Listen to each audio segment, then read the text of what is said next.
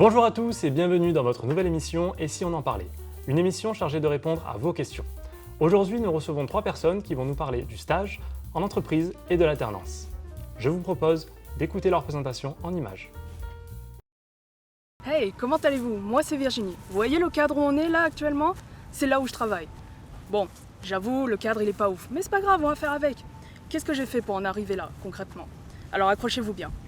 Concrètement, j'ai fait une année de médecine, puis après je suis partie en BTS biotechnologie, et puis j'ai fait une licence biologie, et là actuellement je suis en licence LEA, et peut-être l'année prochaine je serai sûrement en master management, et tout ça pour ouvrir ma propre société en pharmacologie. Vous voyez le bâtiment qui est derrière moi là? Eh ben c'est pas là où je travaille et c'est ni ma société. Même moi je suis choquée et déçue. En réalité, je suis stagiaire à l'association Université. Je m'occupe essentiellement des articles de leur blog et des contenus pour les réseaux sociaux. Comme vous avez pu le voir, je travaille avec une équipe incroyable.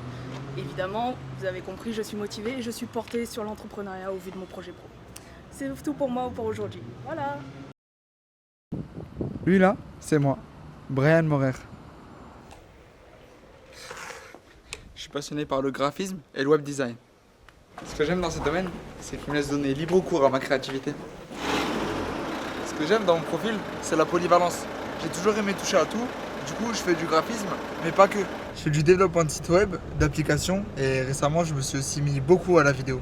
En fait, je m'intéresse à tout dans la communication. Ce que j'aime, c'est pouvoir imaginer un projet et le promouvoir par mes propres moyens. Mais pour l'instant, je suis stagiaire. Du coup, j'en profite pour développer mes compétences en milieu professionnel. Et comme je suis dans une entreprise à taille humaine, premièrement, je me rends compte des difficultés de l'entrepreneuriat au quotidien. Et deuxièmement, j'ai un réel impact et je suis pris en considération par l'entreprise. Oh Brian, apporte-moi un café s'il te plaît. Bon, je vous laisse. Salut, moi c'est Tom, j'ai 20 ans et je suis réalisateur, cadreur et monteur vidéo. J'aime ce que je fais et ça parce que depuis tout petit j'ai toujours été intéressé par les domaines créatifs. Pendant un temps j'ai eu un penchant pour l'infographie. J'aimais faire des réalisations photos et du graphisme, mais au final, là où je me suis le plus épanoui, c'est dans l'audiovisuel. J'aime énormément découvrir de nouvelles méthodes de réalisation et m'essayer à de nouveaux concepts. Donc forcément, vu que je me donne à fond dans chacun de mes travaux pour qu'ils soient parfaits, j'aime aussi apprendre auprès de professionnels qualifiés qui comprennent l'importance de la vidéo en entreprise. Et puis comme on dit, si une image vaut mieux que 1000 mots, imaginez combien en vaut une vidéo. Le plus important dans le milieu, c'est avant tout de persévérer, de rien lâcher. S'entraîner tous les jours, ça permet de se construire de vraies connaissances et croyez-moi, quand on propose du bon travail, toutes les portes s'ouvrent à nous. En bref, j'aime créer et communiquer. Et vous, qu'est-ce qui vous fait vibrer? Des présentations pour le moins créatives, on voit que vous avez pris goût à les réaliser. On va commencer par Brian qui va nous répondre à une question assez simple. Qu'est-ce que le stage en entreprise vous a apporté? Alors, le stage en entreprise, ça m'a apporté beaucoup de choses. Mais le point principal, je pense que c'est la confrontation sur le terrain en fait. Parce qu'à l'école, on est entouré de personnes qui ont un profil qui nous ressemble. Ils ont les mêmes compétences, les mêmes connaissances que nous. Les professeurs sont bien plus compétents que nous dans leur domaine. Et du coup, c'est seulement quand on se lance dans l'entreprise qu'on se rend compte que ce qu'on a appris, ça a une valeur sur le marché du travail.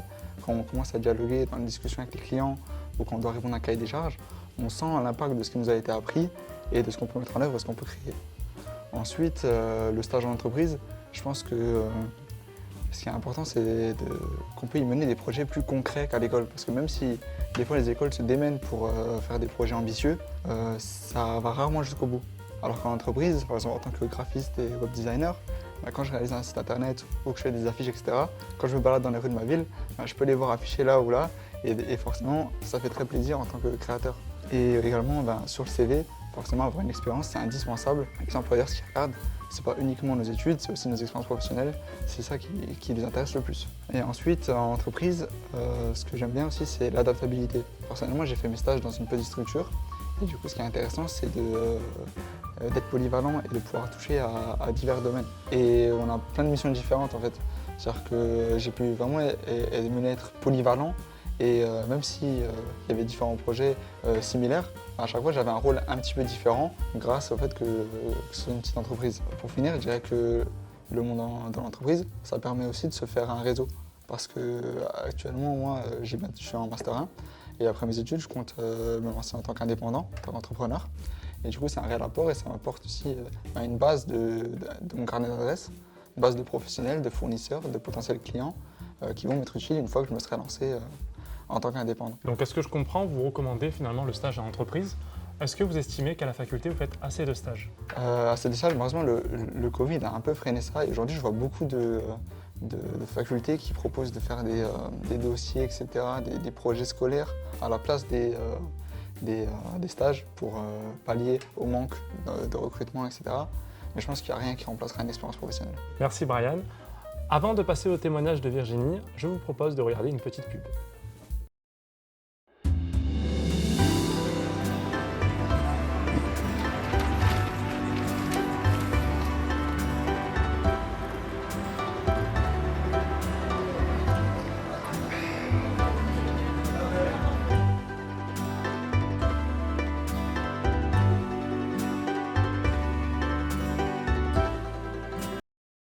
De retour sur le plateau de l'émission Et si on en parlait, après avoir écouté le témoignage de Brian sur l'utilité d'un stage en entreprise, nous retrouvons Virginie qui va nous parler des difficultés d'en trouver un.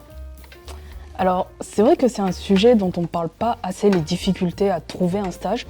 Donc, pour ma part, en fait, j'ai pensé à 4 points essentiels que je souhaiterais aborder en fait, aujourd'hui avec vous. Pour ma part, la première difficulté que j'ai rencontrée, c'était de trouver un stage qui soit en adéquation justement avec mes attentes et avec le diplôme que je prépare. Parce que, bien évidemment, lorsqu'on trouve un stage où on s'ennuie ou ce soit juste un stage d'observation, c'est assez complexe. Et deuxième point, c'est le processus de recrutement qui a été plutôt étonnant pour moi parce que j'ai dû réaliser en fait concrètement des tests psychotechniques et je ne m'y attendais vraiment pas du tout.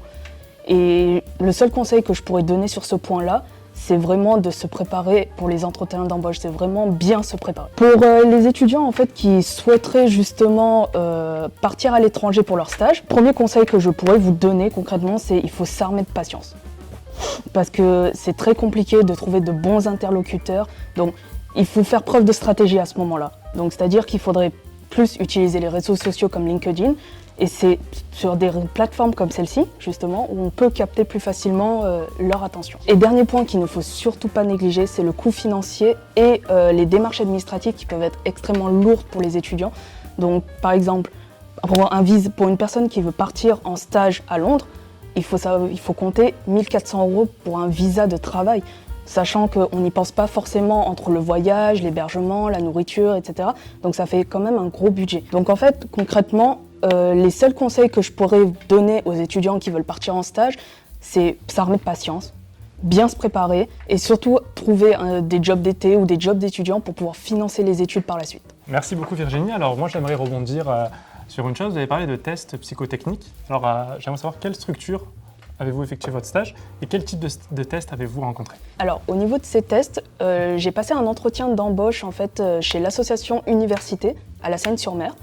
Et lorsque je suis arrivée, on m'a demandé de passer des tests. Donc il y avait des tests de français, des tests psychotechniques, des tests de mémoire, des tests de logique. Et par la suite, on m'a proposé un entretien d'embauche avec un des responsables de l'association. Et c'est vrai que ce test, à ce niveau-là, je ne m'y attendais vraiment pas. Je m'attendais vraiment à avoir un entretien d'embauche avec une personne réelle, avec un responsable ou un RH. Et au final, j'ai été plutôt surprise et surtout agréablement surprise en fait de ces tests. Alors une place dûment méritée. Merci pour ce témoignage Virginie. Je vous propose, avant de retrouver le témoignage de Tom, une petite page de publicité.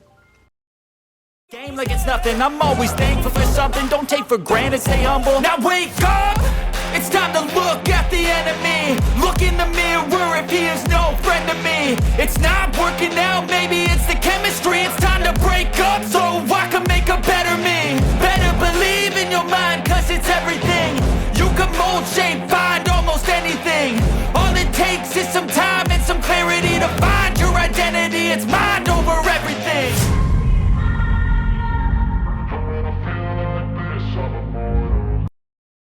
De retour sur le plateau de l'émission Et si on en parlait, je vous rappelle la thématique du moment, le stage en entreprise et l'alternance. Et ça tombe bien, Tom va nous parler de l'alternance, car après un DUT MMI et un stage en entreprise, il a opté pour l'alternance. Alors oui, tout à fait, j'ai décidé de partir en alternance parce qu'en fait, je pense que c'est un bon moyen de mettre en application les connaissances que j'ai eues pendant mon DUT, là, pendant 2 ans. Et ça va aussi me permettre d'avoir de nouvelles connaissances, donc pouvoir entrer plus sereinement dans le monde du travail. Et puis aussi faire une alternance, ça va me permettre voilà, d'avoir un salaire mensuel. Donc comme je suis jeune, j'ai envie d'avoir un peu plus de pouvoir d'achat et de pouvoir voilà, aller faire du shopping ou inviter ma mère et ma belle-mère au restaurant par exemple. Alors vous êtes bien un des rares à entretenir une relation amicale avec votre belle-mère. C'est ça. Blague à part, comment avez-vous trouvé votre école? Alors j'ai décidé de faire appel à un coach en orientation privée pour m'aider à trouver ma future école par rapport à ce que j'aimais faire. Et pour autant, je ne suis pas parti vers la vidéo qui est ma vocation, mais j'ai décidé d'élargir mon champ des possibles en allant vers la communication de manière générale pour pouvoir voilà, toucher plus d'entreprises. D'accord. Une fois ta formation trouvée, comment tu as pu intégrer cette école? Alors ils m'ont fait passer plusieurs tests. J'ai eu d'abord un test de quotient intellectuel, donc avec voilà, des questions générales. J'ai eu des questions de maths, j'ai eu des questions de culture générale. J'ai aussi eu un test de personnalité, donc MBTI, et j'ai aussi eu un entretien individuel, donc voilà, où on m'a posé des questions sur moi, sur comment est-ce que je fonctionne, est-ce que par exemple je suis capable de travailler en équipe, et d'ailleurs à la suite de cet entretien, j'ai directement été accepté dans l'école. Une fois ta formation trouvée, comment s'est passée la recherche en entreprise? Alors, j'ai fait mes recherches sur les sites de job board, donc par exemple on a LinkedIn et Indeed, avec voilà, des recherches bien filtrées où je compte en fait m'occuper de la communication d'une entreprise avec l'atout de pouvoir proposer de la vidéo qui est de nos jours vraiment un bonus considérable dans la stratégie de communication d'une entreprise. Et j'ai aussi utilisé le réseau de l'école, donc avec des entreprises qui vont rechercher des alternants qui font la formation que propose l'école. Et enfin, j'ai pu mettre en avant l'aide exceptionnelle proposée par l'État pour les entreprises quand elles recrutent un nouvel alternant. Merci Tom, nous allons maintenant détailler les aides exceptionnelles. En effet, si vous êtes mineur, vous avez moins de 18 ans, vous avez le droit à 5 000 € d'aide par an. Si vous avez 18 ans, c'est 8 000 € d'aide par an. Pour une formation allant de bac à bac plus 5, la seule condition qui est posée, c'est pour une entreprise supérieure à 250 salariés, elle devra avoir une politique d'insertion professionnelle avec au moins 5% de son effectif salarial issu de l'insertion professionnelle. Pour les autres, il n'y a pas de condition. Nous arrivons maintenant au terme de cette émission. Nous vous remercions pour votre écoute. Nous vous proposons de nous envoyer des sujets qui vous tiennent à cœur. Nous tâcherons d'y répondre avec l'aide d'experts sur les sites qui vont s'afficher ou les réseaux sociaux qui s'affichent juste en dessous. Pour ma part, c'était un plaisir d'animer cette émission. On se retrouve très bientôt sur l'émission Si on en parlait.